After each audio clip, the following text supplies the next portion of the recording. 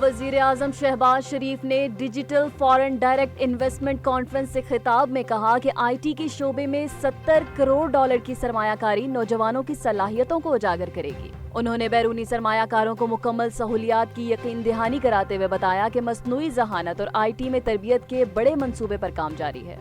وزیر اعظم نے کہا کہ پاکستان کی 60% آبادی نوجوانوں پر مشتمل ہے جو ڈیجیٹل دنیا میں اہم کردار ادا کر سکتی ہے۔ انہوں نے مارچ میں ریکارڈ $4.1 ارب ترسیلات زر موصول ہونے کا ذکر کرتے ہوئے عالمی کمپنیوں کو آئی ٹی، زراعت اور صنعت میں سرمایہ کاری کی دعوت دی۔ نائب وزیر اعظم و وزیر خارجہ سینیٹر اسحاق ڈار نے متحدہ عرب امارات کے نائب وزیر اعظم اور وزیر خارجہ شیخ عبداللہ بن زید ال نہیان سے ملاقات کی۔ ملاقات میں حالیہ علاقائی صورتحال اور باہمی دلچسپی کے امور پر تفصیلی تبادلہ خیال کیا گیا۔ اسحاق ڈار نے بھارتی الزامات، اشتعال انگیزی اور یک طرفہ اقدامات پر قومی سلامتی کمیٹی کے فیصلوں سے آگاہ کیا۔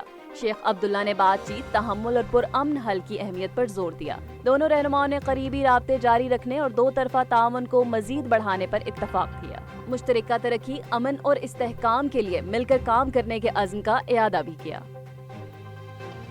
ماہانہ فیول چارجز ایڈجسٹمنٹ قیمت میں بجلی 3 پیسے سستی ہونے کا امکان ہے۔ ڈسکوز کی جانب سے درخواست نیپرا میں جمع کروائی گئی جس پر سماعت مکمل ہو گئی۔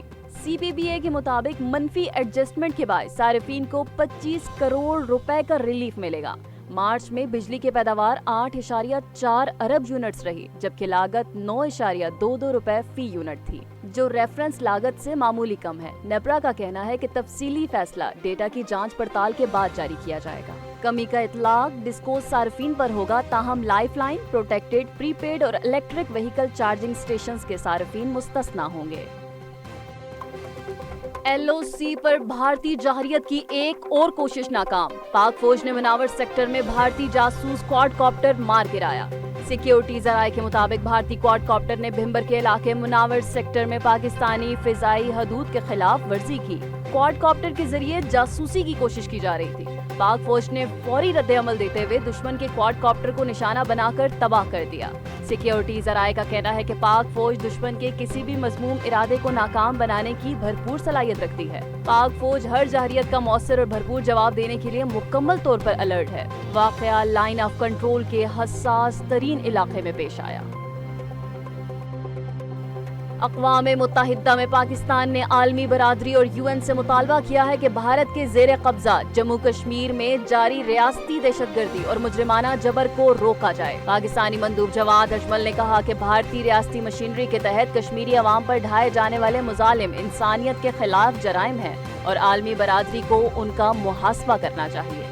انہوں نے بھارت پر اقوام متحدہ کی سلامتی کونسل کی قراردادوں پر عمل درآمد نہ کرنے کا الزام لگایا اور جموں کشمیر میں آزادانہ و منصفانہ رائے شماری پر زور دیا۔ پاکستانی مندوب نے دہشت گردی کے شکار افراد کی عالمی نیٹ ورک بھوٹان کے آغاز کا خیر مقدم کرتے ہوئے اس کی شدید مذمت کی۔ انہوں نے پہلگام حملے پر اظہار افسوس کرتے ہوئے کہا کہ پاکستان سیاحوں کی ہلاکت پر گہرے رنج کا اظہار کرتا ہے۔ پاکستان نے سبی میں ٹرین پر ہونے والے حملے کو بیرونی سرپرستی کا نتیجہ قرار دیا اور کہا کہ دہشت گردی کو جڑ سے اکھاڑنے کے لیے ریاستی سطح پر ہونے والے مظالم کو بھی روکنا ہوگا۔ پاکستانی مندوب نے عالمی برادری سے مطالبہ کیا کہ وہ بھارت کو جواب دہ بنائے اور سوشل میڈیا پر نفرت انگیز مہمات کے خلاف مؤثر اقدامات کیے جائیں۔